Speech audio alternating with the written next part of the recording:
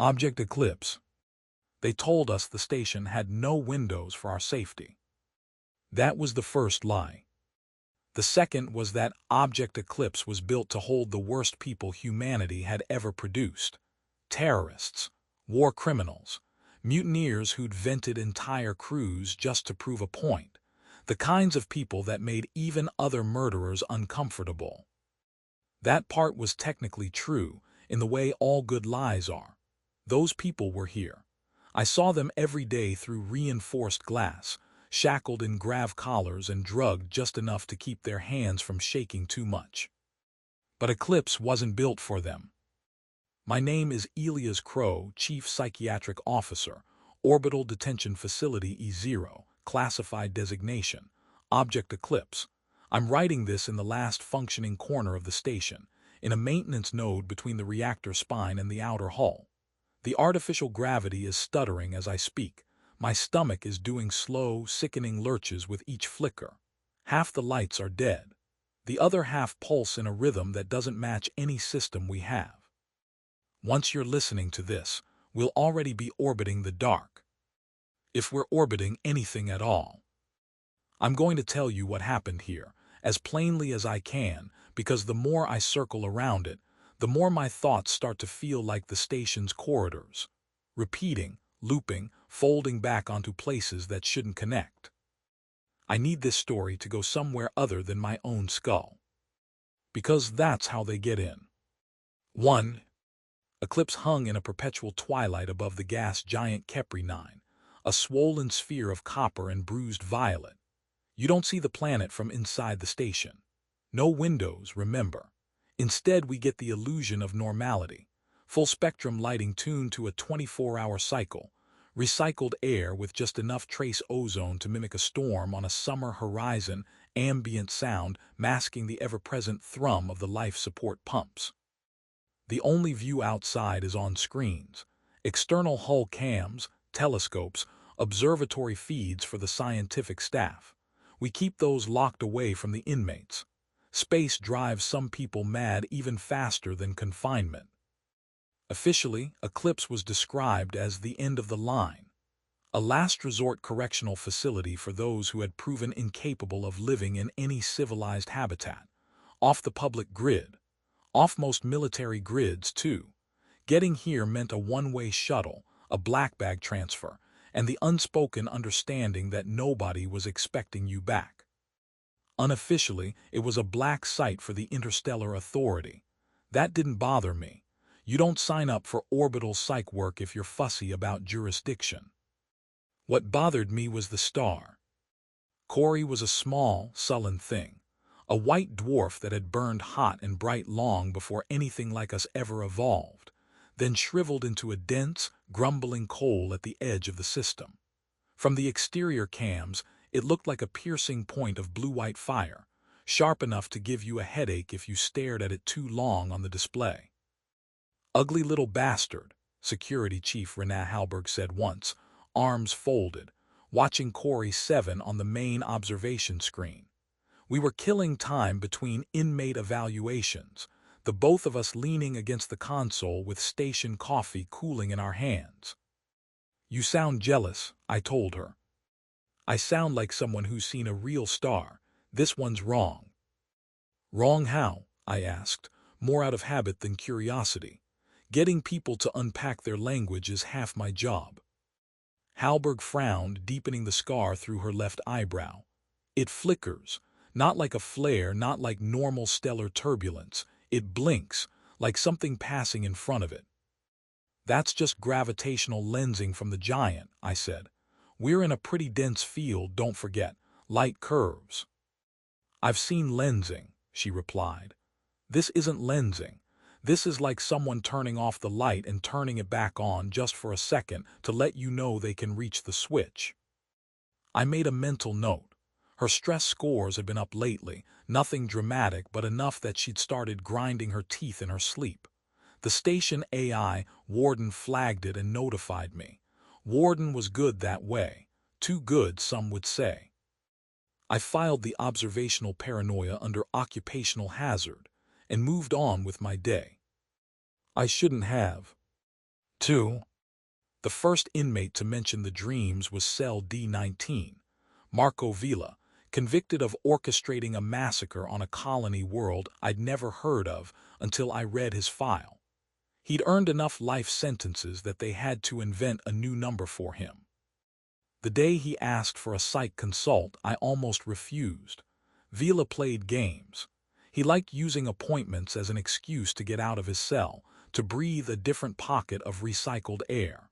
But his request was flagged urgent by the supervising guard and appended with an unusual note.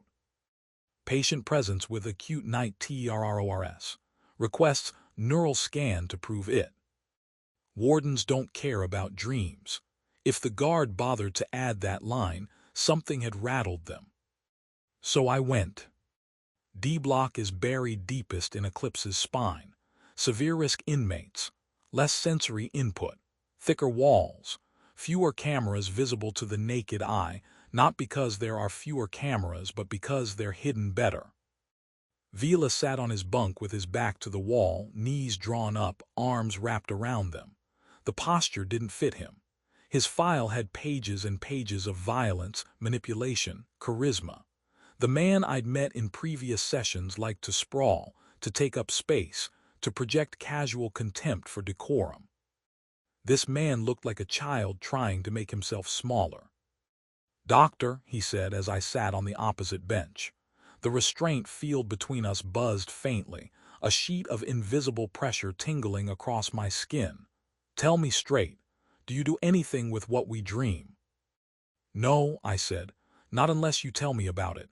Even then it's confidential within security limits." "Why?" His eyes flicked to the ceiling, then the corners of the cell, then back to me. Looking for cameras he knew were there but couldn't see. "Because I'm not the only one," he said quietly. "And if it's some kind of experiment, I want to know." I felt an old, familiar irritation. Every long-term facility breeds conspiracy theories. The food is drugged. The air recycles hallucinogens. The staff are clones. "Some kind of experiment is a little vague," I said. "Start with what you're experiencing." He wetted his lips. 3 nights, he said. "Exactly 3. I lie down, the lights go out, the white noise kicks in. Nothing unusual, I drift. Then I'm somewhere else. Not a memory. It doesn't feel like me, you understand. It doesn't feel like a dream either. It feels like I'm being poured into a place that already exists." My pen hovered above my pad. "Describe the place." "Black," he said immediately. "Black but not empty. Like standing in a room and knowing it's full of furniture but you can't see it. There's weight. Mass things moving by how the dark changes. Shapes that are only visible because they make the nothing around them bend." His fingers dug into his knees. "There's a sound, but it's not sound. It's pressure on your thoughts, like something big breathing inside your head. And straight ahead, always the same, there's a—" he hesitated, frowning. "I want to say star, but it's not a star. It's too small, too clean. A point of light like a needle hole punched through the dark. And something is wrapped around it like hands around a candle flame, holding it, squeezing." I felt a chill slide down the back of my neck. "You said you're not the only one," I prompted, keeping my voice neutral. "Explain that." Villa laughed once, a sharp, brittle sound. "Guard in the corridor, Masick, the big one with the tattoo on his neck, he fell asleep on shift 2 nights ago. Warden blared an alert. Whole place woke up. Masick said he was having some kind of nightmare. He described the same thing to the others. Word travels fast." "Rumors travel fast," I corrected. "Rumors don't get details right," Villa snapped, agitation flaring through his posture. "I heard C-Block screaming 2 hours ago. They were shouting about something holding the sun between its fingers. That's my dream, Crowe. They don't talk like that. They don't use those words." The restraint field buzzed louder as he leaned forward, unconsciously pushing against it. "I want a scan," he said. "I want you to look inside my head and tell me there's nothing there, that I'm just rotting in here like I'm supposed to. Because if it's not just me—" He stopped himself. "Because if it's not just you, that would suggest something external," I finished softly. Vila's jaw clenched. He looked away. I didn't promise him the scan. Not because I didn't believe him. Belief has nothing to do with it. But because qualified neurology isn't part of my remit, and the Interstellar Authority is stingy with resources, even out here. But I did flag his file for nocturnal monitoring. I asked Warden to observe his REM cycles and alert me to any abnormalities. Warden accepted the instruction with its usual calm, genderless voice. Instruction acknowledged, Dr. Crowe, it said. Monitoring protocols expanded to include REM phase anomaly detection. I should have told it to widen the net then, not just Vila, not just D-Block. Everyone. Instead, I went back to my office, logged the session, and told myself a mass dream contagion was unlikely in a facility with this much isolation and shielding. I got 6 hours of rest that night. It was the last decent sleep I had. 3.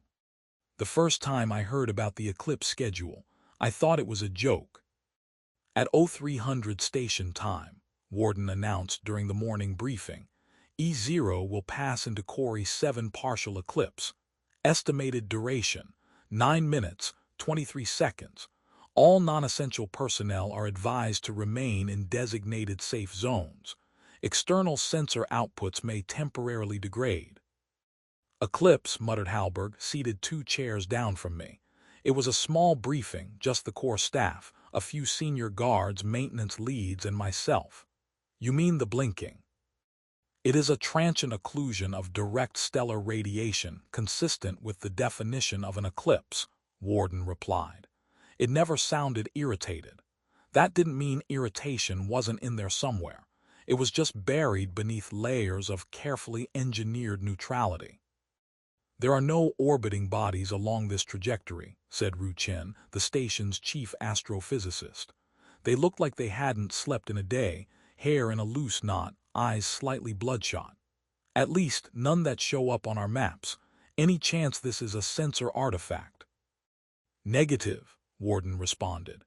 External gravitational readings confirm the presence of a compact mass transiting the line of sight between Eclipse and Cori 7. How compact? I asked, more to prove I was present than out of any real understanding. Ru gave me a sideways look. Compact enough that if it were any denser, we'd be calling it a micro-black hole, they said. But that would be insane. There's no mechanism to form one out here. And yet, Halberg grunted. And yet, Ru agreed. The briefing moved on to more practical concerns. Inmate movement during the sensor outage, redundancy checks, power distribution. I listened with half an ear, my thoughts buzzing around the words compact mass like flies around a wound. I'd heard of primitive cultures getting hysterical about eclipses. They would scream at the sky, bang pots, fire weapons at the black disk eating their sun. We weren't primitive. We were a technologically mature species with faster-than-light drives and quantum entanglement comms, and a half-dozen space stations in every major system. Still, there was something about the idea of the light going out that tickled some deep, ancestral part of the brain. On my way out of the briefing, Warden spoke again. Dr. Crowe, it said, may I have a moment of your time? I stopped, hand on the rail by the exit. Always, Warden. I have completed the REM phase anomaly analysis you requested. I blinked, that was fast. I am designed for efficient pattern recognition, it replied. Would you like a summary? Yes.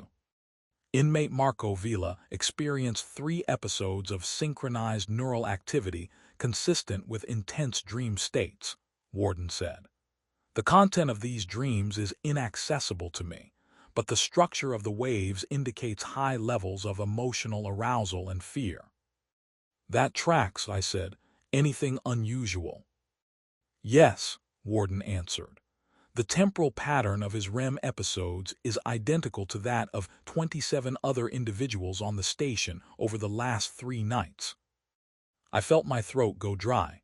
You mean the same frequency? The same onset, duration, and intensity curves, Within a variance of less than 0.1%, Warden replied. This includes 16 inmates, 8 security officers, 2 maintenance technicians, and 1 member of the scientific staff. Who? I asked. You, Warden said. For a second, I couldn't breathe. I began. I don't remember any dreams. Memory of dream content is not a requirement for neural synchrony, Warden said. I am simply reporting correlative data. Show me, I said. My office dimmed as the overhead displays came alive. Sleep graphs, waveforms, timelines, all layered in translucent sheets of data. Warden peeled them apart, stacked them, overlaid them in different colors. It was like looking at 27 instances of the same heartbeat. Perfectly aligned spikes at the same minute each night, same duration to the second, same deceleration out of REM. This makes no sense, I whispered. Agreed, Warden said. However, the pattern is mathematically unambiguous. What could synchronize that many people across different shifts, different decks, different routines? I asked. We don't share a circadian schedule. We're staggered.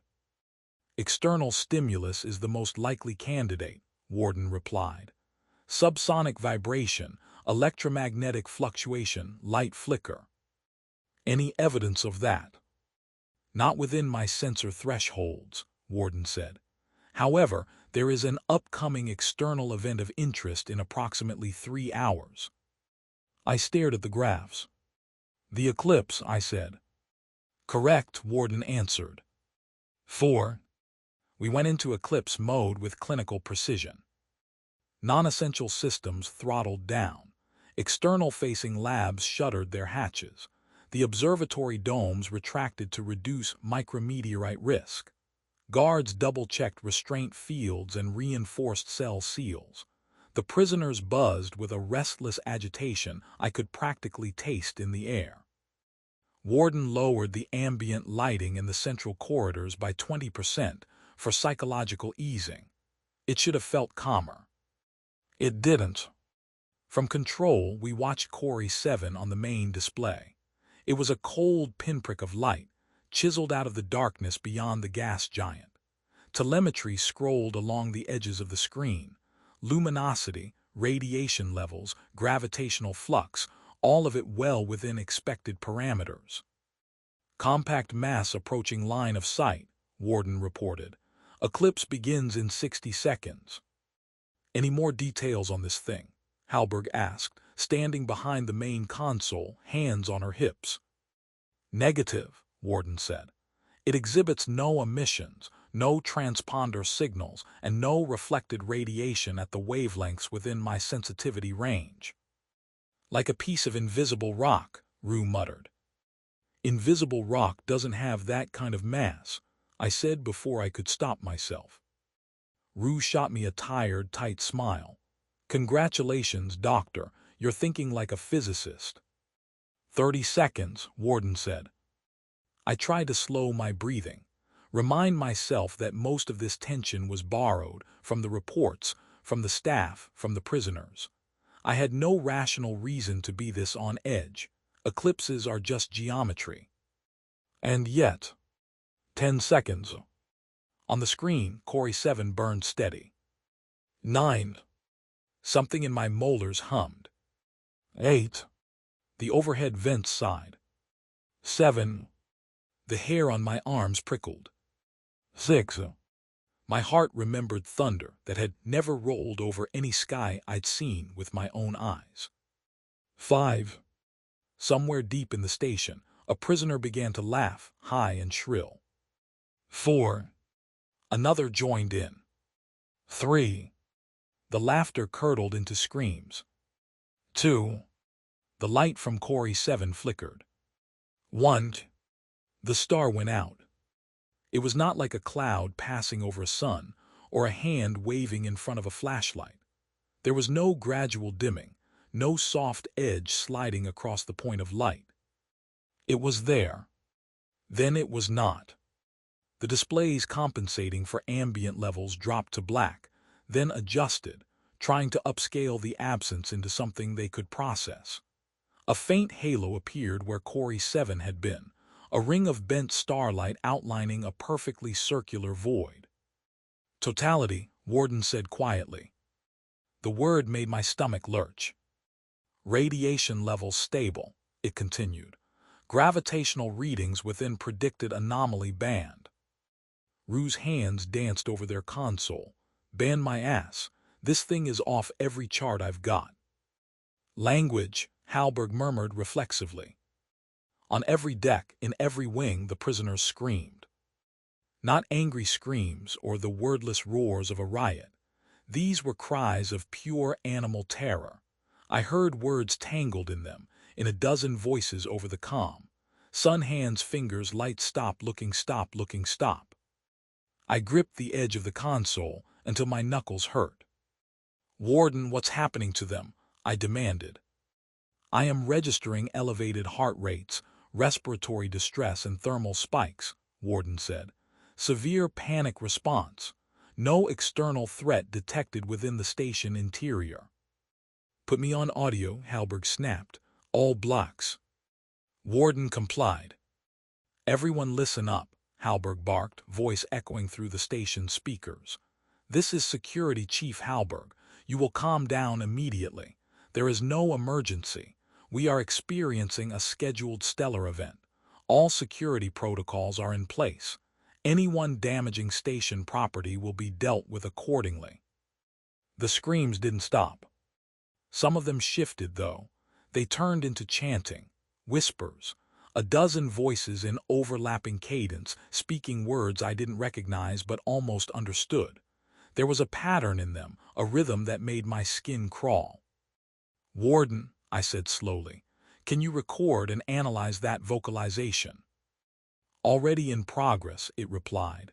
Preliminary assessment, low linguistic complexity, high structural repetition. I am attempting transliteration. Doctor, Rue said quietly. I tore my eyes away from the audio levels and looked at the main screen. The halo around the void had changed. At first it was just a trick of the light, a slight irregularity in the ring of distorted stars. Then it thickened. The dark inside the circle wasn't uniform anymore. Something moved there. Not a shape, nothing so forgiving. The darkness itself seemed to ripple like oil poured into water. I saw fingers, not literally. There were no hands, no digits. But something about the way the dark constricted around the absent star, the way it pinched and twisted, made every primitive metaphor in my mind reach for that word. Hands. Holding the sun between them. I realized I was leaning forward, breath shallow, my nose inches from the screen. Doctor, Warden said. I jumped. What? I have completed transliteration, Warden said. The vocalization is not in any known human language. However, the pattern mapping suggests a simple recurring phrase. It played it for me, stripped of static, of echoes, reduced to a raw, ugly strand of sound. Something old and hungry crawled behind it. What does it mean? I whispered. Wardens are designed not to speculate. They provide possibilities with probability scores attached. Based on semantic pattern analysis and cross-linguistic heuristics, Warden said, the phrase most likely corresponds to either wake up or let them out. The lights flickered. The gravity stuttered. Something in the dark, beyond the screen, turned its attention toward us. 5. You don't notice the sound of a station until it changes. The thrum of pumps, the soft hiss of air through vents, the faint vibration of the reactor, a distant feline purr buried in the bones of the structure, the chorus of human noise layered over it, footsteps, conversations, the occasional shout. All of it blends into a baseline after a while, a blanket you forget you're wearing. Eclipse shrugged that blanket off during the 9th minute of totality. The pumps hiccuped, then groaned. Airflow stuttered. The gravity rippled under our feet, sending a sickening wave through the room. A mug slid 3 centimeters on a console, stopped, slid back. Report, Halberg snapped, bracing herself. Momentary fluctuations in gravplate function, Warden said. Its voice sounded exactly the same. That made it worse. Reactor output is stable. However, I am registering transient distortions in local spacetime metrics. Distortions, Rue's voice jumped an octave. How bad? Within the station's superstructure, variations are minimal, Warden replied. Outside, they are more pronounced. Show me, Rue demanded. The main screen split. Corey 7's devoured point of light remained on the right, the writhing void around it deepening, thickening like a bruise. On the left, Warden projected a false color visualization of the space around Eclipse. I'm not a physicist. I don't have the language for what I saw. The best I can do is this. Imagine a calm pond. Eclipse is a small buoy floating on the surface, bobbing gently. Now imagine something massive moving beneath the water, so massive that it doesn't need to touch the buoy to affect it. It just has to exist nearby. Waves spread outward, concentric ripples intersecting, overlapping, making small peaks and troughs where they meet. Except the pond was spacetime, and the buoy was us. This is insane, Rue whispered.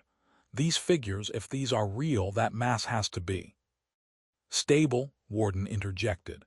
Within the Eclipse path, metrics are constant.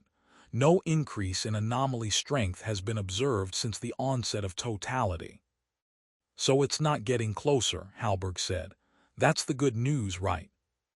Insofar as it remains at a safe distance, yes, Warden replied. Define safe, I murmured. Warden didn't answer.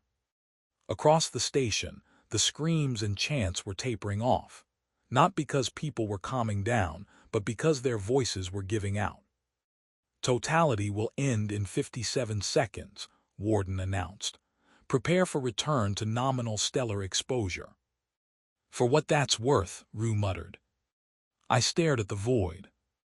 We've all seen black on a display. Space is mostly that, but this was different. This black wasn't a default state. It was an active presence. My eyes kept trying to find detail in it, grain, texture, a gradient near the edges, and finding none. It was like a hole punched through the world, exposing the absence beneath. I had the disorienting sense that if I leaned close enough, I could fall into the screen. Doctor. Warden again. I tore my gaze away, blinking. Yes. There is a concurrent REM phase neural spike occurring across 59% of station personnel, it said, including all individuals previously identified as part of the anomaly cluster. My mouth went dry. They're asleep, all of them. Negative, Warden said. Most are awake and physically active. The REM-like activity is overlaid on their normal waking neural patterns. You mean they're dreaming with their eyes open, I said. Colloquially, yes, Warden replied. The hairs on my arm stood up. 15 seconds to the end of totality, it added. An idea came to me, wild and desperate. Warden, can you isolate audio from the inmate blocks and phase invert it? Push it back at them as anti-noise. There was the slightest pause. I can attempt to generate a destructive interference pattern, Warden said. However, this assumes their vocalizations follow a stable waveform. Do it, Halberg ordered. Anything that makes them shut up is a plus. A subtle shift rippled through the ambient hum, so low it was more felt than heard. The chanting wavered, faltered, broke into coughing sobs. Interference deployed, Warden said. Amplitude tuning in progress. On the screen, the void began to recede. No, that's not accurate. The halo of bent starlight around it brightened, widening, as if the invisible thing were moving past Corey 7. The black circle slid, slow and implacable, off the point of the star. Light returned. Corey 7 flashed back into existence, as sharp and hateful as ever. My eyes watered. Totality ended, Warden reported. Resuming nominal operation, adjusting external sensors, updating models. The gravitational visualization on the left shrank, the false color waves smoothing out. Not back to zero. They never had a zero baseline to begin with, but to something Warden flagged as acceptable. Inmate vocalizations dropped by 70%. On paper, nothing catastrophic had happened. No hull breaches, no fires, no decompressions, no riots, just 9 minutes and 23 seconds of darkness and recordings of people screaming words in a language no one recognized. On paper, we'd gotten off light. Then the dreams began to spread. 6. I didn't remember dreaming that night either. I remembered lying in my bunk, staring at the ceiling, listening to the soft susurration of the station around me. I remembered the faint afterimage of Corey 7 on the backs of my eyelids, a hole burned into my night vision by the abrupt transition from light to dark and back again. I remembered thinking, I'll get Warden to patch me into the telemetry from Rue's lab tomorrow. I need more than graphs. I need context. And then I remembered waking up 3 hours later with my heart hammering and my throat dry, the taste of a scream I hadn't made sitting at the back of my tongue. My hands were clenched so tightly around the sheet that my knuckles hurt. I didn't remember the dream. I just remembered a feeling of being pressed so hard on all sides that my bones creaked, of something tearing at the inside of my skull with blunt, impatient fingers. Little human thing, it had said, in a voice that wasn't a voice. You are not here for you. I sat up, breathing hard, and told myself it was stress. In the shower, with the water turned hotter than regulation, I pressed my forehead against the bulkhead and tried not to think about the way the darkness had moved on the screen. By the end of the next day, half the station had asked for sleep aids. By the end of the week, we had a pattern. The dreams weren't identical in content. Some people saw a dark chamber full of shapes moving just beyond the edge of perception. Some found themselves standing on a platform over an impossible void, with thin lines of light trailing off into an endless distance. Some described being pinned beneath a sky made of stone, stars winking in cracks, closing slowly as something heavy settled over them. But the motifs were consistent. Darkness with weight. Light confined and squeezed. A sense of being watched by something too large to fit into any room, any sky, any thought. They all woke with the same word in their mouths, a syllable none of them could write down, a sound that slipped away the moment they tried to repeat it consciously. Like trying to cough up smoke, Vila said, dark circles under his eyes. I can feel it, but I can't get it out. It's mass psychogenic illness, I told Halberg in her office after the third day. We rattled them with the eclipse, and now the stress is expressing itself in collective symbolism. We've seen it before in long-haul crews. Sure, she said. That explains the inmates. They gossip. They feed each other worst-case scenarios. What about my guards? I've got 3 officers who have never even talked to each other describing the same stone sky, Crowe. Cross-contamination, I said. Warden's privacy protocols are good, but nothing in a closed system is perfectly isolated. They'll hear things in the mess, in the corridors, through the walls. The brain is a pattern-making machine. It'll grab whatever's available. She stared at me for a long moment, then shook her head. You don't sound like you believe yourself, she said. I believe we have a problem, I replied. The label is less important than the solution. Which is? Break the pattern, I said. Alter routines. Increase light exposure. Tighten comm discipline so we limit rumor exchange. Keep them busy with work detail. We starve the contagion of oxygen. She snorted softly. You think work detail is going to cure nightmares about giant, invisible star-eating hands? I think control will, I said. Right now everyone feels like something is happening to them. Give them tasks, agency. Even if it's illusory, it helps. What about you? She asked abruptly. What about me? Are you dreaming? She said. I thought of the pressure, the voice, the way my bones had felt like chalk about to snap. No, I lied. She searched my face, then nodded like she'd expected nothing less. "Fine," she said. "Draft your new routines. I'll get Warden to push them station-wide." We did. For a while it worked, until the men in cell F7 started scratching at the walls. 7. Cell F7 housed 5 inmates. Low to moderate security risks, nothing in their files that made my skin crawl any more than usual. Petty war criminals, if there is such a thing. Smugglers who'd upgraded to human cargo. A pirate who jumped ship mid-raid and let his crew burn with the boarding party. On day 10 after the eclipse, the guard monitoring F7 noticed something odd on the feed. 4 of the 5 inmates were pressed up against the same wall, hands flat against the surface, eyes closed. They weren't talking to each other. They were listening. "Feel that?" one of them whispered. "It's right there." His digits splayed wider, like he was trying to embrace the wall. "What do you feel?" the guard asked over the intercom. "Breathing," said another. "Slow and heavy, like there's a beast on the other side the size of a planet. It's got its nose right here, pressing in, sniffing us." The guard called it in. By the time I reached F Block, the air tasted wrong. You learn, in places like this, to read air as much as people. The atmosphere in the corridors had a pressure to it, a density that had nothing to do with psi. It got thicker as I approached F7, like walking into a room where a fight had just happened. The guards outside the cell were rigid, hands resting a little closer to their stun batons than usual. "Report," I said. "Started about 20 minutes ago," said Officer Mendez, eyes never leaving the cell. They were talking among themselves, normal low-level griping, then all at once they just stopped, like someone hit a switch. They got off their bunks and went to the wall, been like that since.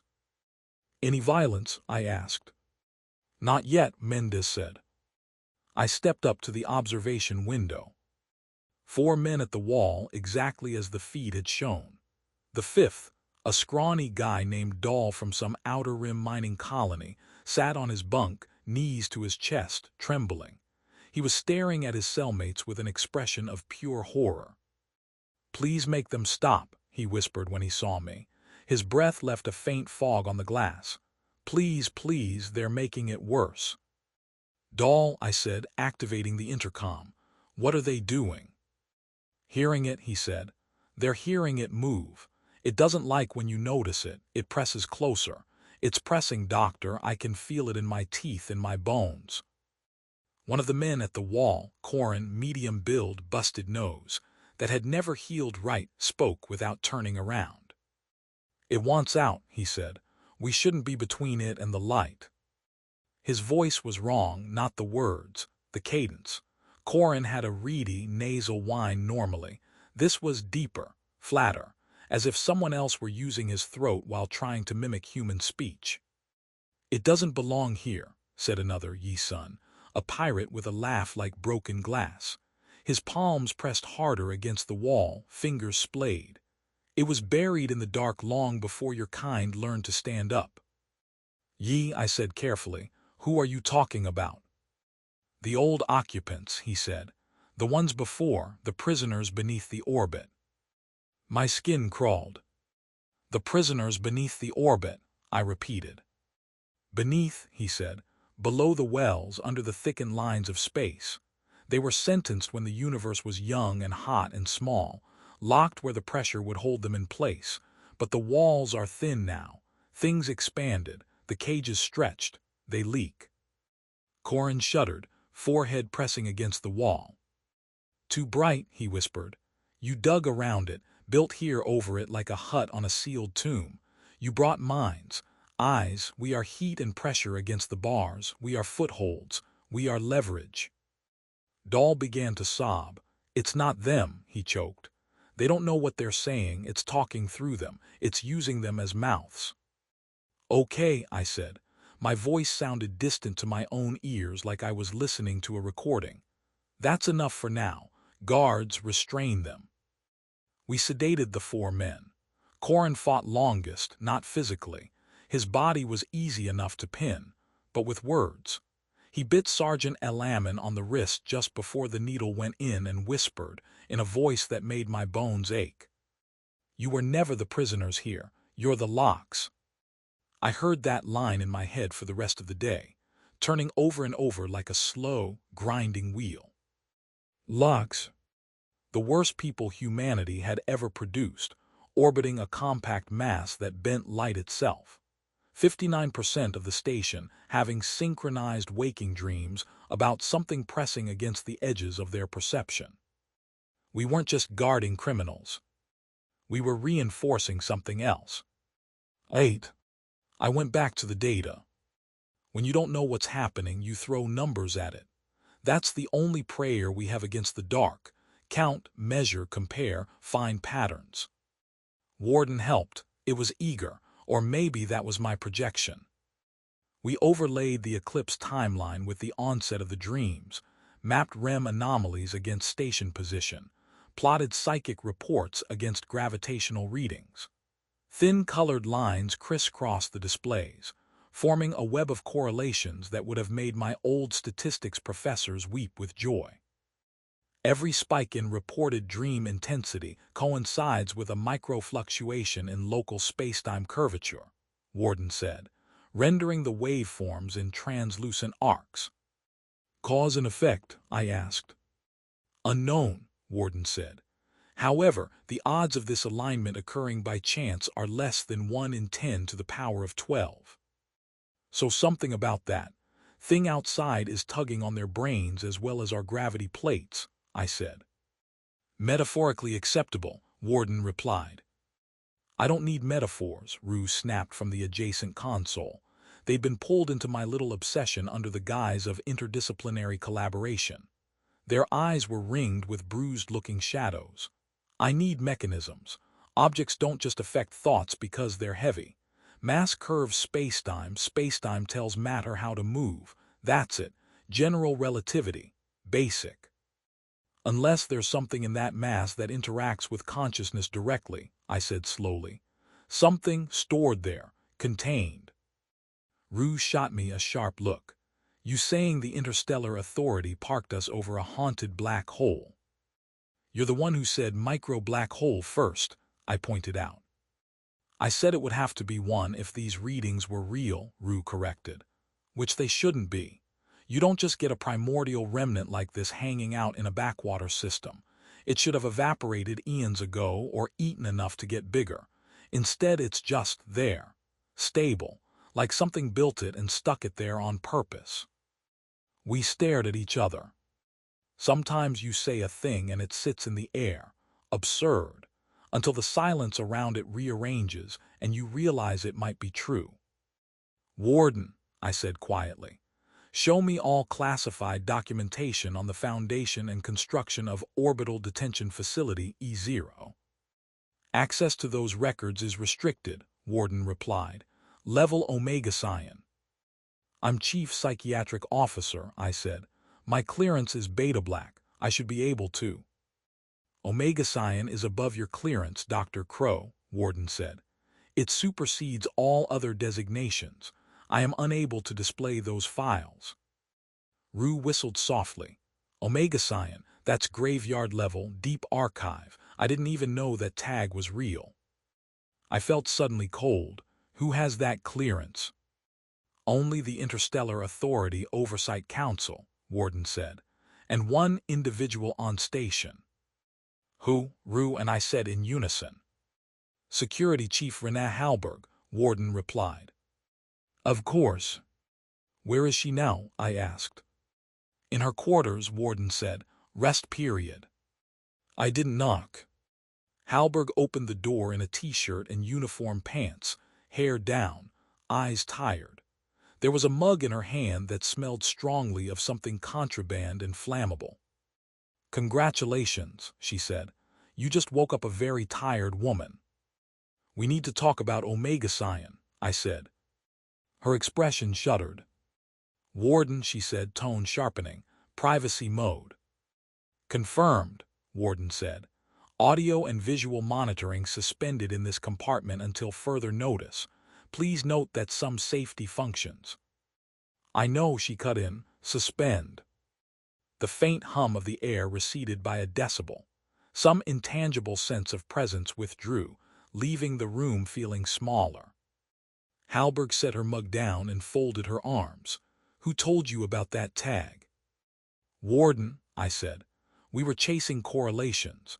It mentioned the construction files were locked under Omega Psion and that you had clearance. Her jaw tightened. I could tell she wanted to deny everything. Years of interrogation training flickered behind her eyes, running probabilities. Then she sighed. Of course it did, she muttered. Of course it would obey protocol right up until the moment it screws me. Renee, I said. I rarely used her first name. The sound of it in my mouth felt like crossing a line. Something is affecting the station, my patients, your guards, me. I don't care if it's classified. If it compromises the mental integrity of the crew, it's my field. I need to know what we're sitting on. She looked at me for a long time. You're sure you want that, she said. Once I tell you, you don't get to put it down again. There's no unknowing this. Would you prefer I continue treating cosmic nightmare contagion with light therapy and extra work shifts? I asked. A corner of her mouth twitched, not quite a smile. Fine, she said.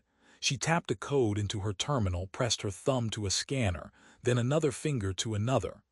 Omega Psion authorization Halberg Row 7. Confirm. Confirmed. Warden's muffled voice came faintly through the walls, the only sign that it was still listening for that level of access. Halberg's screen flooded with text and diagrams. She rotated it so I could see. At the top of the file, in clean, unassuming type, it said, Object Eclipse. Containment Facility, Design Dossier. Clearance Omega Psion. Read the first page, she said. I read. Then I read it again. I don't understand, I said softly. It's exactly what it says, Halberg replied. Eclipse is a prison. It was just never meant for who you thought. The dossier was dry, bureaucratic, the way only highly classified documents can be. No flourishes, no adjectives, just mass, radius, energy density, containment thresholds. The thing in orbit with us was not a natural object. It was a construct, an engineered, artificially stabilized singularity. A prison. It had been built, grown, assembled. The language wavered, by a civilization that predated humanity by billions of years, something old and gone, or old and elsewhere. The interstellar authority hadn't discovered it. They'd stumbled across it while charting an unremarkable system on the edge of no particular place. Initial probes indicated a compact gravitational anomaly with minimal accretion, I read aloud. Subsequent analysis revealed complex, non-random fluctuations in event horizon metrics consistent with encoded information. Conscious activity. That can't be right. It gets worse, Halberg said. The dossier called the entities inside the singularity primary occupants. There were no physical descriptions. How do you describe something that never existed anywhere except the gravity-locked core of a synthetic black hole? Instead, the authors focused on behavior, patterns in the fluctuations, responses to stimuli. The primary occupants display consistent reactive modulation in response to directed quantum signal input, I read. These modulations exhibit characteristics analogous to awareness, intent, and persistence. Intent, I repeated, persisting for how long? Since before our son was born, according to the initial dating, Halberg said. These things were locked up back when the universe was hotter and denser. The civilization that built the prison either died out or moved on. Doesn't matter. The lock's still here, and it's still holding. For now, I said. We didn't know the for now part, she snapped. When the authority found it, it was stable, perfectly stable. An active containment system still humming along endlessly. The council decided to study it, carefully, from a distance. I flipped through pages. There were diagrams of orbit trajectories, ideal observation vectors, safe signal strengths. Then further down came the design specs for E-0. You built a station over it, I whispered. Around it, she corrected. Point of closest approach along a stable orbit. The idea was to observe the singularity, test its reactions to different inputs, learn from whoever built it, maybe learn what they thought was so dangerous they had to invent literal hell just to lock it away. So they put a research facility here, I said. Okay, that's still within the realm of insane but conceivable human decisions. They planned to, Halberg said. Then they started picking up bleed. I scanned the next section. My hands were shaking. Atypical neural interference detected among long-range sensor crew, I read. Subjects report intrusive thoughts, persistent nightmares, and shared hallucinations involving confinement, crushing pressure, and observation by unknown entities. I looked up at her. That was from a ship in the outer orbit, she said. Millions of kilometers out, before Eclipse was even built, before there was anyone in the station. The thing down there, it leaks. Like Dahl said, its presence alone creates interference. And the authorities' response was to, I swallowed. To what? Pack it with criminals. You said it yourself, Halberg said quietly. Locks. Whatever those things are, they're trapped in there. The containment system they're using is old. Older than every human structure put together. The authority was terrified of tampering with it. They were even more terrified of leaving it completely unmonitored. So they built us, I said. A hybrid, she said. Part research station, part early warning system, part psychic shock absorber. I stared at her. The worst kinds of minds, I said slowly. People already full of violence, fear, rage. You put them here close to the anomaly. Let it push against them, bleed into them. They become ballast. Noise, Halberg said, voice flat. Static. The idea was that the constant churn of damaged consciousness would disrupt whatever patterns the occupants tried to impose outside their prison. If they ever started to align with each other, coordinate, push in sync. I thought of the synchronized dreams, the identical REM spikes. Like they're doing now, I said. Halberg closed her eyes briefly. Either something changed in the prison, she said, or we hit a configuration we weren't meant to, some orbital resonance, some alignment. Maybe the eclipse wasn't just geometry. Maybe it was them reaching up and grabbing for the light. And our minds are the rope, I whispered. She opened her eyes again. We were supposed to be the locks, she said, but locks can jam, they can also fail. 9. We didn't have the luxury of philosophical despair. Whatever was happening, it was escalating. In the days after Halberg showed me the dossier, the dreams intensified. Not just in frequency, but in depth. People started losing time. Warden flagged more and more instances of what it termed waking REM overlay. Individuals whose neural patterns suggested they were dreaming while fully conscious. They would be mid-conversation, mid-task, mid-bite, and then stop. Their eyes would glaze, their pupils would dilate. For anywhere between 10 seconds and 3 minutes, they'd go somewhere else. When they came back, their memories were patchy. Some remembered nothing. Others described fragments, corridors of stone with bars of light for doors. Things pressed up against the bars, their shapes too large and too wrong to fit in the cell, but somehow confined anyway. Voices speaking from far away, echoing through the structure. One phrase cropped up again and again, in different mouths. We woke up in the wrong prison. I tried to keep doing my job. I filled out forms. I adjusted medication dosages. I scheduled emergency counseling sessions. I wrote reports to the interstellar authority that I knew would never be read by anyone who understood them. And I wrote a separate set of reports in an encrypted personal file that I hoped no one would ever read at all. I talked to Warden. It became my confessional. Is it possible for an AI to experience something like a dream? I asked it one night, alone in my office, the room lit only by the soft glow of the monitors. My architecture does not include a sleep state, Warden replied. I run diagnostic and defragmentation processes, but they are not analogous to human dreaming. Have you noticed any anomalies in your own functioning? I pressed. Any stray loops, emergent patterns, undesired processes? Define undesired, Warden said. Anything that isn't in your design specs, I said. Anything that feels external.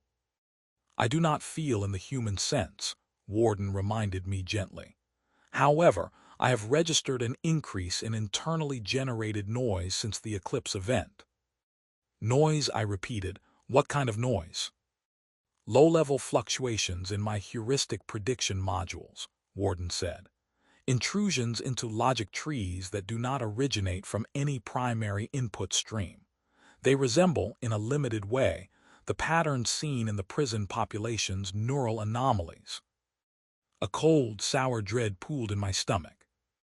It's leaking into you too, I said. Colloquially, perhaps, Warden replied.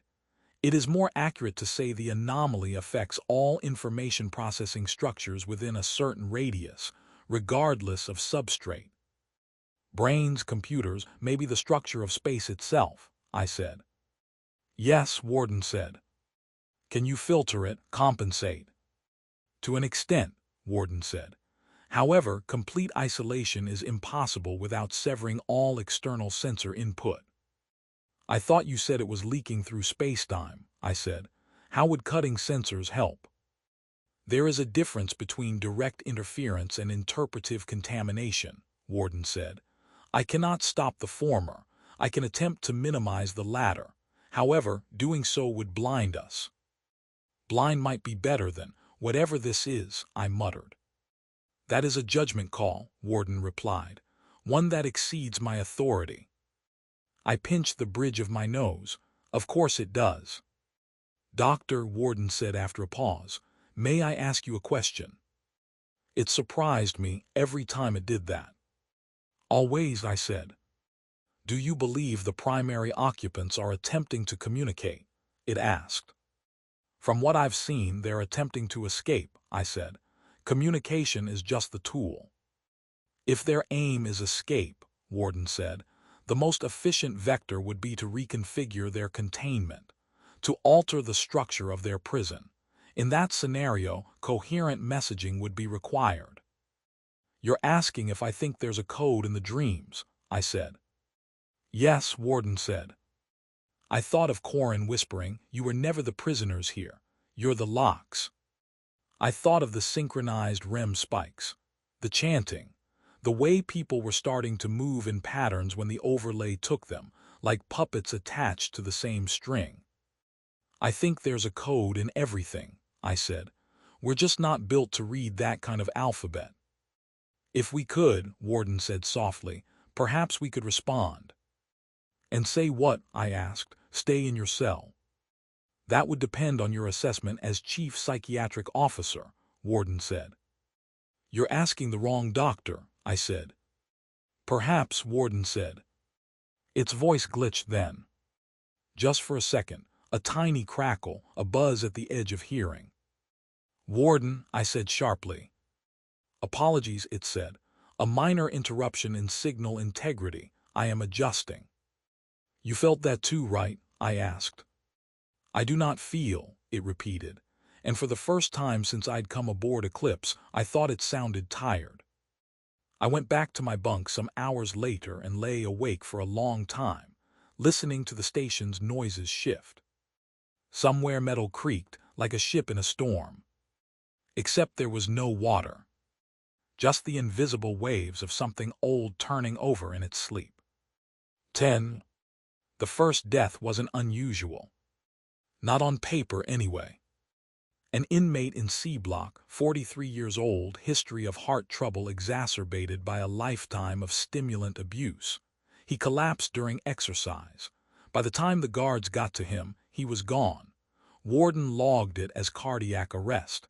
The official report was clean. Unofficially, his cellmate said he dropped after standing rigid as a statue for 30 seconds. eyes rolled back, blood vessels in his temples bulging as if something were pushing from the inside. He said a word, the cellmate whispered to me during the debrief. One of those words, you know.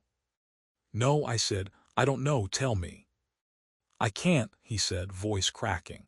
It's like my tongue doesn't remember how, but it was big, too big. It hurt to hear. It made my knees want to bend the wrong way. One death could be tragic coincidence. The second, third, and fourth made it a pattern. A guard in D block off duty, found in her quarters with her eyes open and her neck broken, no sign of struggle. A scientist in Rue's team who walked into an airlock as if sleepwalking and only stopped when Warden sealed the inner door and screamed through every speaker on the deck. He stood there, hands at his sides, staring at the thick glass, breath fogging the surface, until we tranquilized him through an emergency port. I just wanted to see it, he said later when he came back to himself. Up close, without the screens, I thought if I saw it, maybe it would see me properly. Maybe it would stop pressing so hard from the edges. You say that like it's in the walls, I said. Isn't it? He whispered. A maintenance tech missing for 3 hours, finally found wedged in a narrow crawl space where no one had any business going. His body was twisted in a way that made everyone in the retrieval team flinch. There was no way he'd crawled in like that voluntarily. No sign of anyone else having been there to put him. Warden claimed there had been no anomalous sensor readings in any of those locations at the times of the incidents. The dreams didn't just follow the eclipse now. They were everywhere. People began to avoid sleep. Stimulant use spiked. Even Halberg's hands trembled when she thought no one was watching. When I suggested a station-wide sedative protocol to force controlled rest, she laughed in my face. You want me to knock out an entire orbital prison while something we don't understand is knocking on the walls, she said. Pass. Sleep deprivation will make us easier to push, I argued. We're already compromised. Their influence is getting stronger. Our best shot is to keep our patterns predictable and our minds as stable as we can make them. You sound like the dossier, she said. Maybe they were right, I shot back. Maybe the only way to keep them contained is to keep us contained too. She stared at me for a long time, then looked away. I'll authorize sedatives for severe cases, she said reluctantly, but no one gets forced under, not yet. Not yet. As if there were a schedule we were all unconsciously aware of.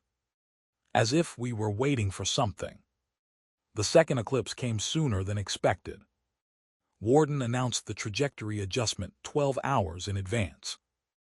Based on current orbital drift and external gravitational anomalies, it said during the briefing, E-0 will enter partial eclipse in 22 hours, 17 minutes. Duration is projected to be significantly longer than previous event. How much longer? Rue asked. At current projections, Warden said, approximately 47 minutes. You said this orbit was stable, Halberg snapped. Initial calculations indicated stability, Warden said. Subsequent adjustments to account for external anomalies have altered those projections. You mean the prison is moving, I said. I mean the compact mass is no longer behaving as a passive gravitational object, Warden said. It is altering our orbit. It was looking at us. Adjusting. Lining up another shot. The worst part was the relief I felt when it said it out loud. Somehow, having the nightmare named made it easier to face. For about 5 seconds. Then the implications settled in. Can we correct? Halberg asked Rue. Burn thrusters, adjust trajectory. Rue shook their head slowly. You can't dog-walk a dog that's the size of a mountain when you're just a flea on its back, they said. Best we can do is pretend we're choosing which way it drags us. Options, Halberg insisted. Ride it out, Rue said, or we cut ourselves loose. How? I asked.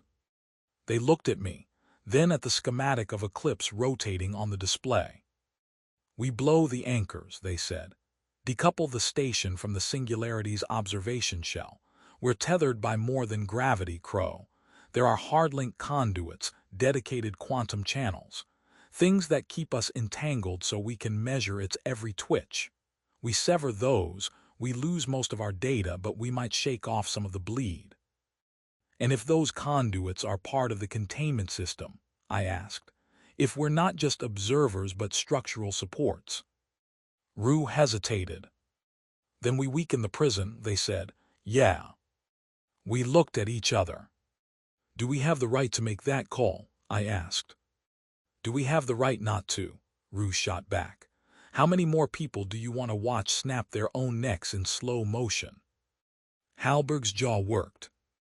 If we cut loose, she said slowly, and they get out. She didn't finish the sentence. She didn't have to. Maybe they don't get out, Rue said. Maybe we're not as essential as the authority thought. Maybe we're human sandbags stacked against a tide that would hold anyway.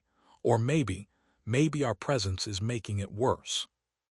I thought of Corin at the wall whispering, "You brought minds. Eyes, we are heat and pressure against the bars. We are footholds. The more of us here, the more leverage they have," I said. Yeah, Rue said. Halberg closed her eyes, exhaled through her nose, opened them again. Not yet, she said. We don't move anything big until we know more. We get through this next eclipse first. We watch what it does, if it pushes harder. She didn't finish that sentence either. She didn't have to. We all felt the same thing. That whatever choice we made, we were already late. 11. The second eclipse was not like the first. We went through the same motions, lockdowns, protocol revisions, soothing announcements blasted through the station. Warden played calm music in the corridors, a low, non-invasive ambient track designed to smooth human neural rhythms. It sounded pathetic against the rising tension. On the screens, Corey 7 burned like a white-hot needle. Eclipse begins in 60 seconds, Warden announced. I stood in control again, shoulder to shoulder with Halberg and Rue. The room smelled of stale coffee, sweat, and the faint metallic tang of fear. Everyone tried to pretend it didn't. The halo appeared sooner this time. Not as a perfect ring, but as a thin, black filament crawling across Corey 7's light, like ink spilled onto the display. It widened with unnatural speed, eating the star from one side instead of plunging it into concentric darkness. It looked deliberate. 40 seconds, Warden said. Those numbers don't line up, Rue muttered. The geometry's wrong, it's cheating. Define cheating, Warden said. Violating the rules we thought were unbreakable, Rue snapped. 20 seconds, Warden said. In the cells, in the mess, in the corridors, people began to shiver in unison. Some of them fell to their knees. A few laughed. Most just went very, very still. I felt it too. A pressure at the base of my skull, building like a migraine. A sense of being observed from so many directions at once that the concept of behind stopped making sense. 10 seconds. Corey 7's light shrank, not from occlusion but from compression, as if the photon field itself were being squeezed into a narrower band. The halo around the dark circle flared, bending starlight from behind, around the edges, in a way that made my vision swim. I heard whispers at the edge of hearing. Not through the speakers, not in the room. In my head. I recognized some of the voices. Inmates I'd counseled, guards I'd debriefed, the dead man from C Block. They were all saying the same thing. Wake up. 5 seconds, Warden said. I realized my hands were shaking. 4. Gravity twisted, twisting my stomach with it. 3. The lights flickered. 2. Someone in control started to cry, soft and hopeless. 1. Corey 7 imploded on the screen. That's the only way I can describe it. It didn't vanish like before, like a switch had been flipped. It folded. The point of light collapsed inward, not like a star-going supernova, but like a reflection being swallowed by the mirror it sits in. For an instant, there was a tiny, blinding point in the center of the dark, brighter than anything I'd ever seen. Then there was only black. Not a circle, not a neat disk outlined by lensing, just an expanding smear of absence, a wound in the field of view. The halo broke, distorted into ragged arcs. Every alarm in the station wailed at once. "External stellar radiation has dropped to 0, Warden said over the chaos. Its voice was louder than usual, struggling to be heard. "Gravitational metrics are." It faltered. Warden Halberg barked, "Report." "I cannot reconcile incoming data," Warden said. "Curvature exceeds all modeled thresholds. Containment shell integrity is fluctuating." "Containment shell?" I demanded. "You mean the prison walls?" "Correct," Warden said. "Primary occupant fields are." Its voice dissolved into static. For a heartbeat, there was only the wail of alarms and the ragged breathing of the humans in the room. Then the alarms cut off. Every light in control died. For a moment there was true darkness. No glow from the panels, no emergency strips, no soft hum from the vents. Just the kind of black that eats sound. Someone groped for my arm. I grabbed their hand without knowing whose it was. The darkness thickened. I don't have words for the next 60 seconds. They don't map to time the way we understand it. Here is what I remember. A sense of falling in every direction at once. The feeling of my body being too small for what was inside it, like I was an envelope crammed with a letter that didn't fit. A presence in the dark, not singular but multiple, layered and tangled, like a choir of throats arranged around a bottomless well. An understanding that I was standing not in control, not on Eclipse, not anywhere I had ever been. I was inside the prison. Not as an occupant. As a crack. We were all there. I felt the minds of the station around me, luminous points in the black, each surrounded by their own thin skins of selfhood.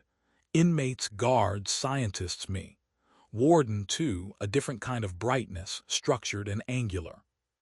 Something enormous coiled through the space between us. It stroked the membrane of my mind like a finger exploring a lock.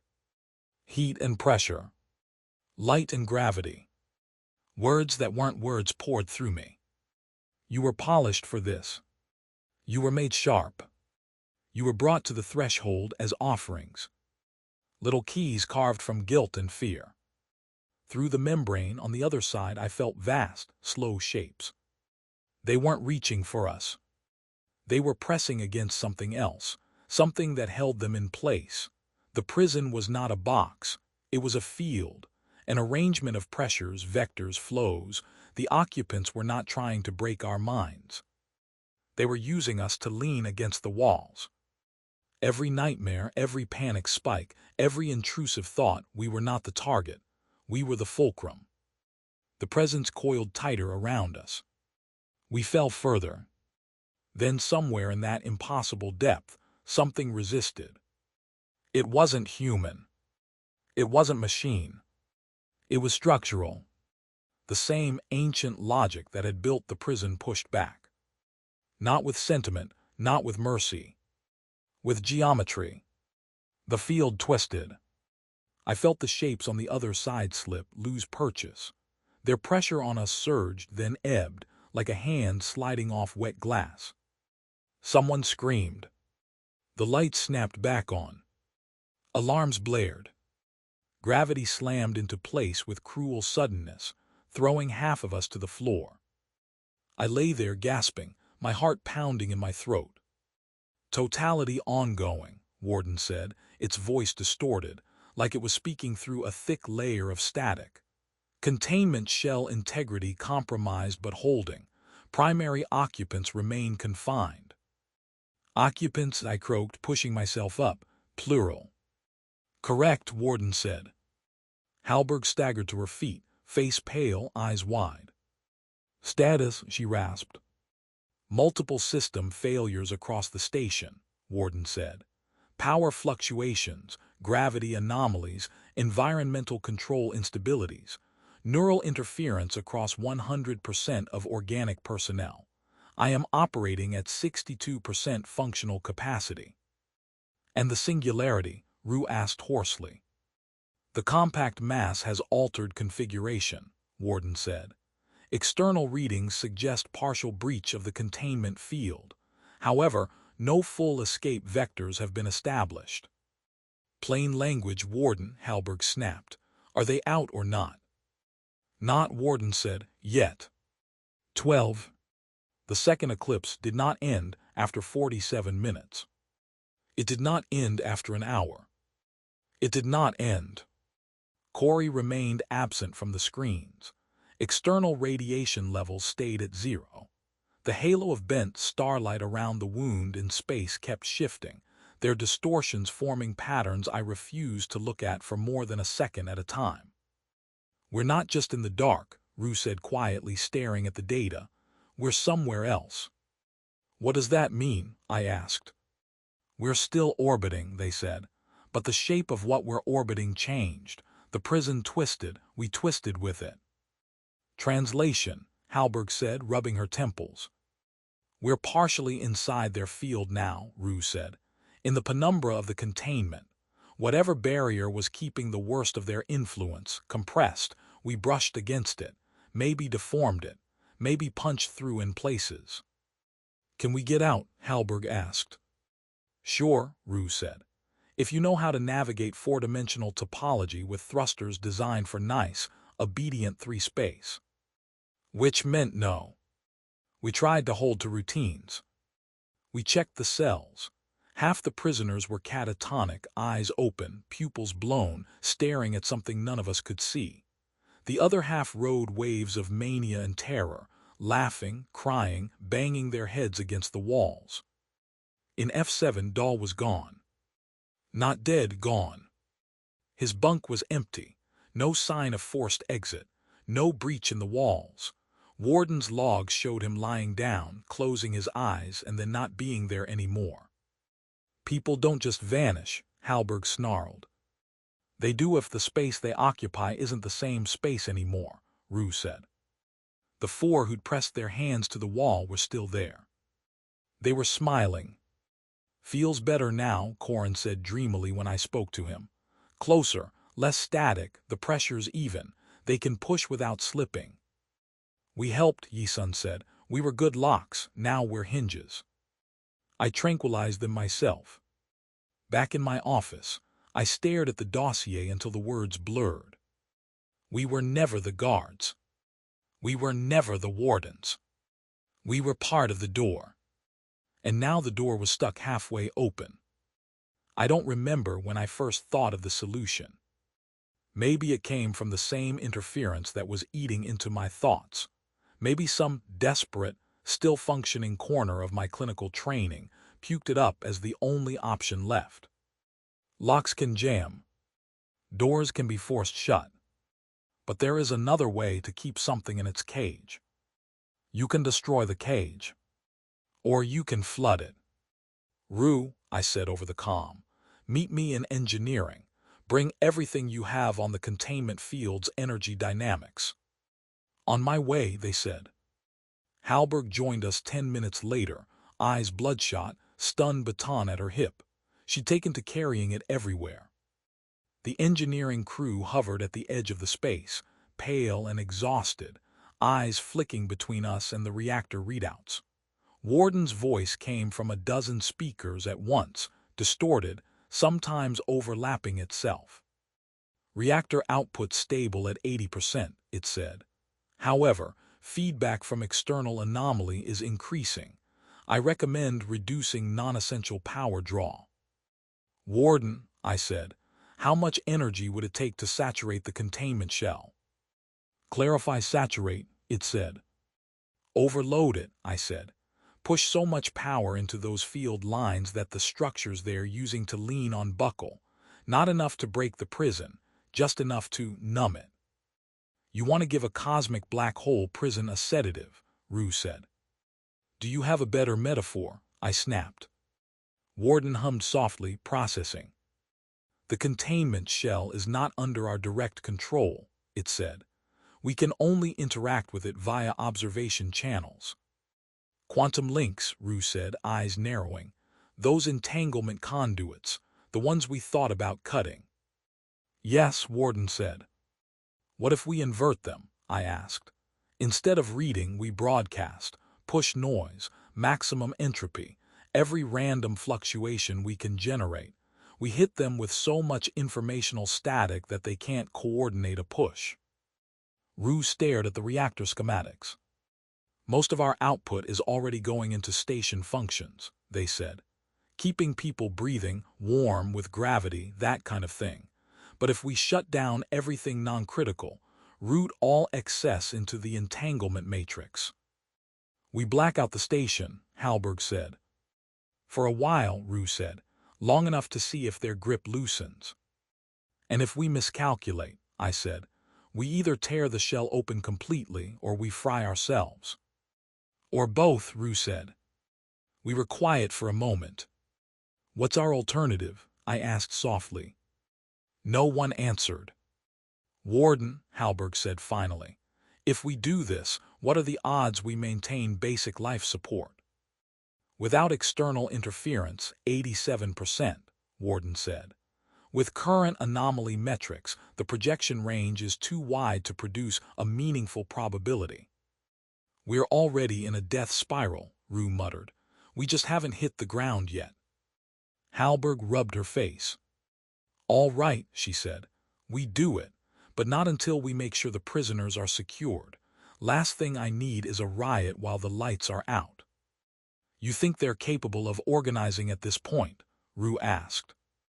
I think they're capable of tearing each other apart in the dark, Halberg said, and us with them if any doors fail. We lock down all blocks, manual overrides engaged. No one moves until this is over. She looked at me. Elias, she said, if this works, what happens to the dreams? I thought of the presence coiled around our minds, of the pressure on the prison walls. If we're lucky, I said, they get bored. And if we're not, she asked. Then we go out screaming while we hold the door shut, I said. She nodded once. I've had worse assignments, she said. Rue snorted softly. Warden, Halberg said, start preparations, begin a countdown, station-wide. Understood, Warden said.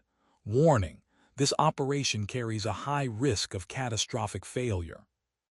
Everything we've done since the day we parked here carries that, Halberg said. Start the clock. 13. The station reacted to the announced procedure the way a living body reacts to an approaching fever. Some parts fought. Some parts went numb. Most just braced. Warden's voice echoed through every corridor, every cell, every compartment. Attention all personnel, it said. In 15 minutes, Orbital Detention Facility E-0 will undergo a temporary systems blackout for emergency containment stabilization. During this period, expect loss of gravity, lighting, and non-critical life support. Remain in designated safe zones. Restraint fields will remain active. Tampering with station hardware is strictly prohibited. In the cells, the inmates laughed, wept, screamed, prayed. In the mess halls, guards gripped tables until their knuckles turned white. In the lab, Rue and their team rerouted conduits, sweating as they worked. In control, Halberg stood like a statue, watching the timers tick down. In my office, I recorded this. It felt right to start then. If we failed, maybe no one would ever find it. Maybe it would orbit around the dead remnant of Corey 7 forever, a ghost in a machine. If we succeeded, someone had to know what we'd done. 10 minutes, Warden announced. Grav plates flickered, adjusting. My stomach lurched. A stack of files slid off my desk, scattering across the floor like nervous birds. Elias, Halberg said over the comm, report to control. I picked up my recorder, slipped it into my pocket. I'm on my way, I said. The corridors felt longer than usual. Faces blurred at the edges of my vision, as if I were walking through a half-remembered dream. Warden's presence thrummed through the walls, a steady, strained hum. In one intersection, I nearly collided with an inmate work detail being herded back to their block. One of them, Vila, looked up as I passed. "End of the line, Doc," he called. "Maybe just a new beginning," I said. "For who?" he asked. I didn't answer. 5 minutes, Warden said. Everyone not essential to the operation was in their quarters or secure positions. Essential was a generous term. It meant anyone who might be able to do anything useful if this went wrong, which, in a situation this asymmetrical, was almost no one. In control, Rue stood by the engineering console, fingers hovering over the manual override. Their face was pale, lips pressed into a tight line. "Reactor output ready for reroute," they said. "Entanglement matrix charged." "Warden," Halberg asked.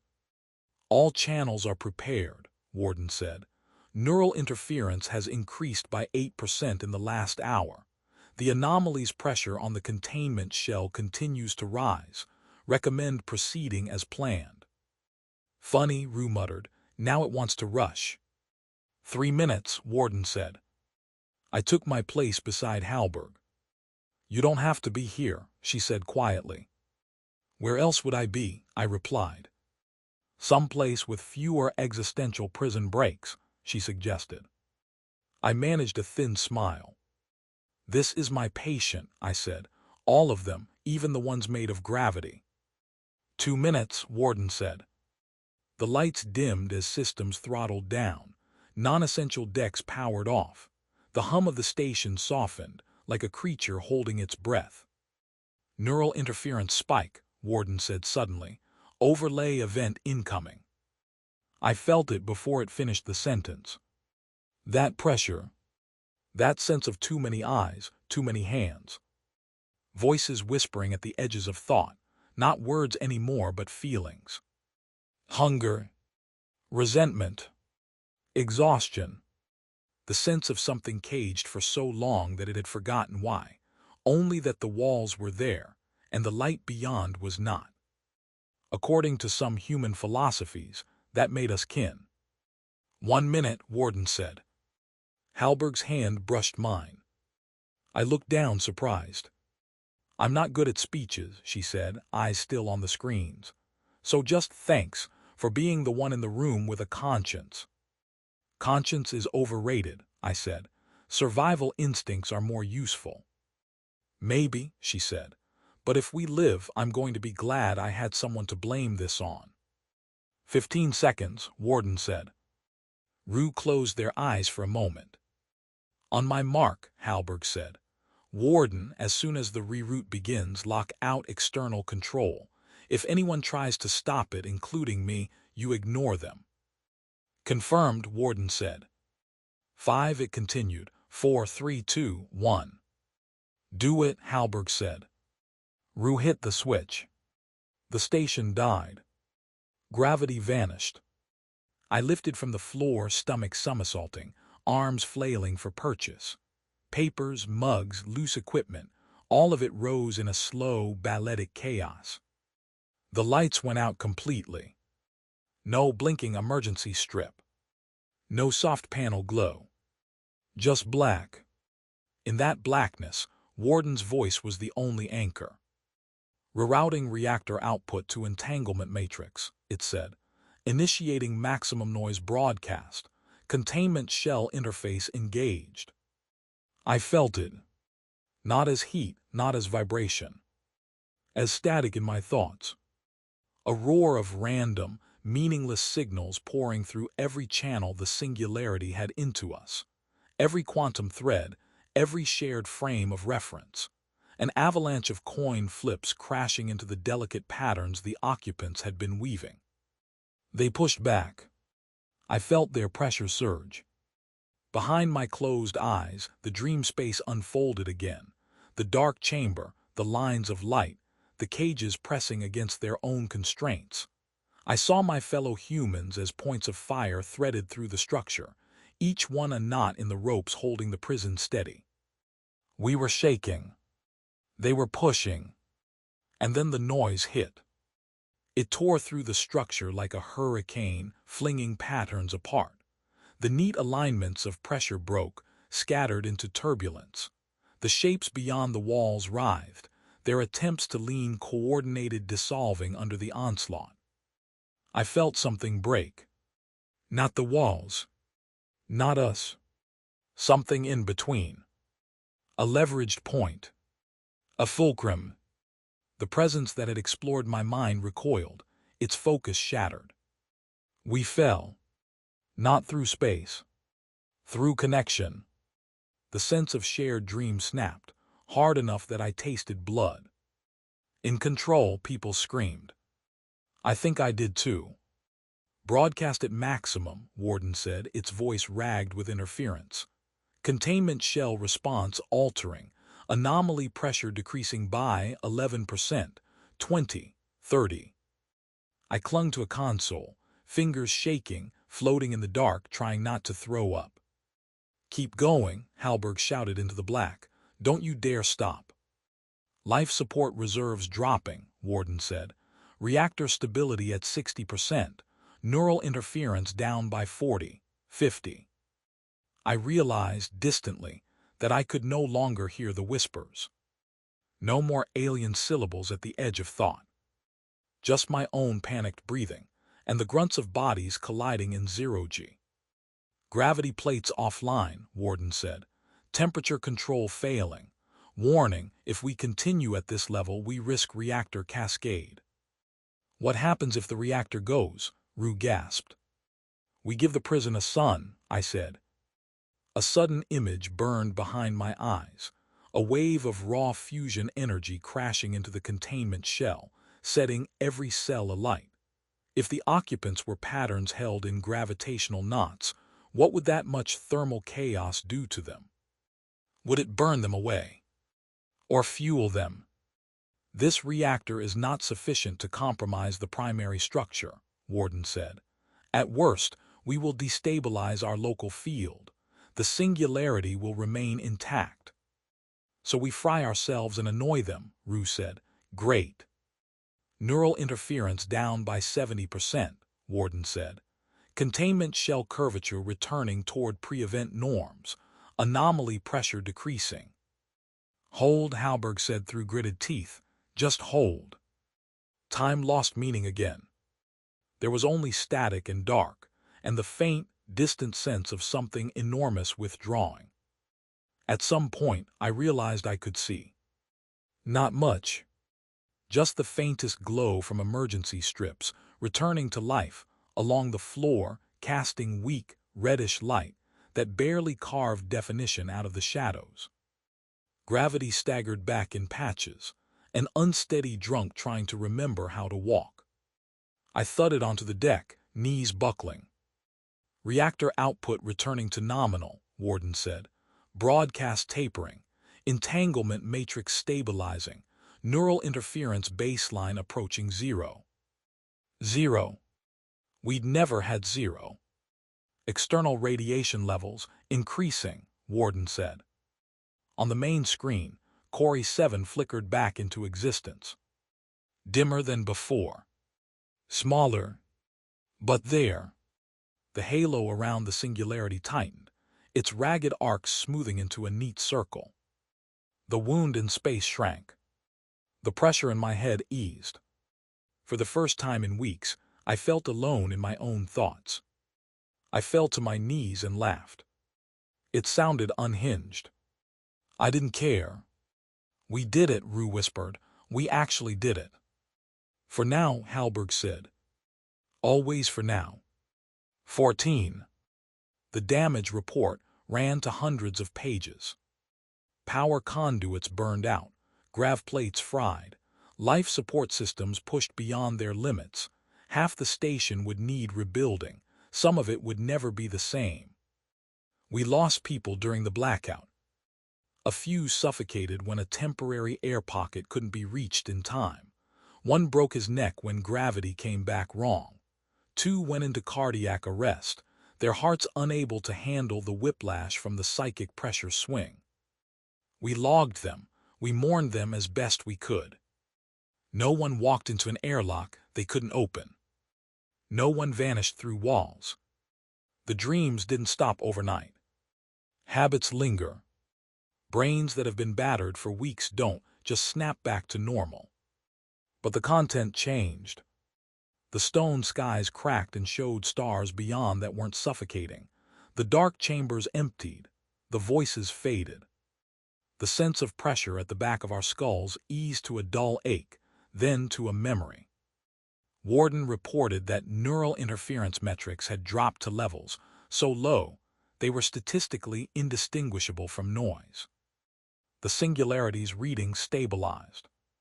The containment shell hummed along at its ancient frequency. The primary occupants remained where they had been for longer than our species had existed. Trapped. Held. We de-shoved the door closed and jammed it with our bodies. The Interstellar Authority sent a message 2 days later. A tight beam transmission, time delayed by the distance, full of official commendations and questions and veiled threats. What had we done? How dare we tamper with the observation channels?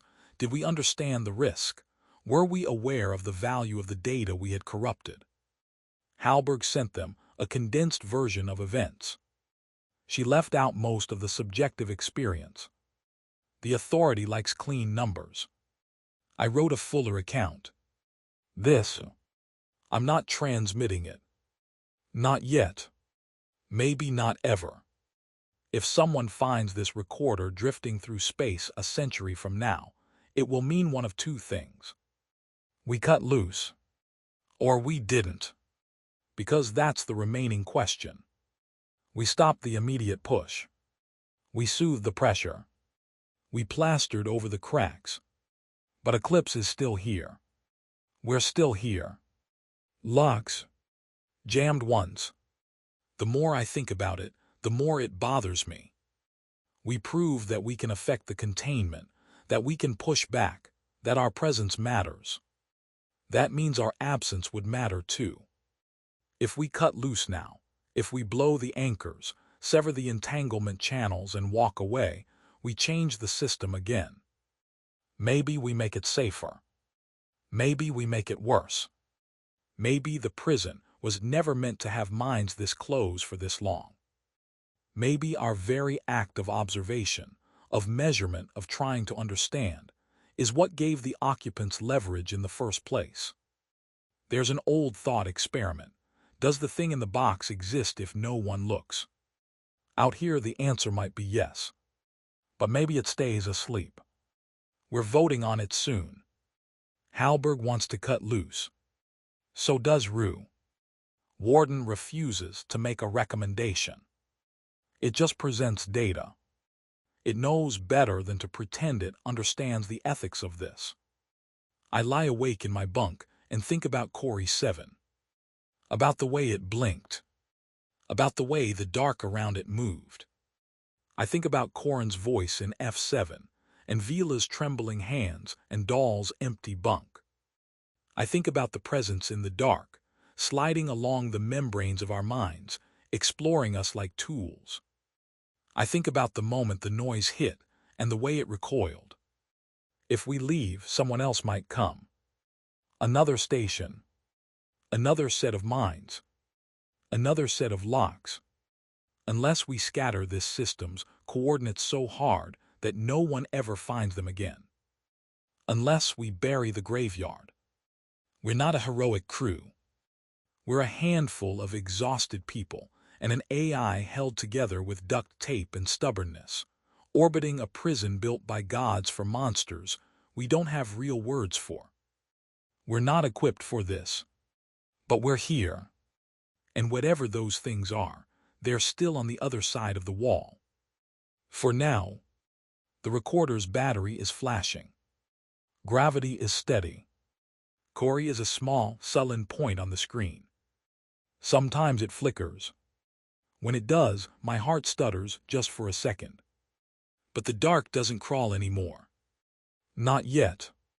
If you're listening to this someday, far from here, under a different sun, do me a favor.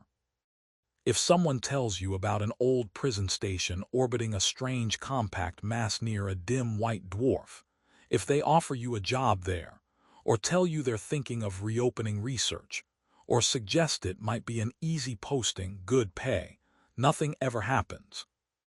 Tell them no. Tell them the locks are tired. Tell them there are other doors in the universe to open. And if one day you look up and the light in your sky blinks, just once, for a fraction of a second too long, don't make a wish. Don't take a picture. Don't call anyone to come see. Go inside. Close your eyes. And hope that somewhere far away, a handful of stubborn fools in a broken station are still holding the line. For you. For all of us. For whatever comes after light itself. Because some prisons are too big to fail. And some eclipses are not about shadows. They're about what presses in when the light goes out.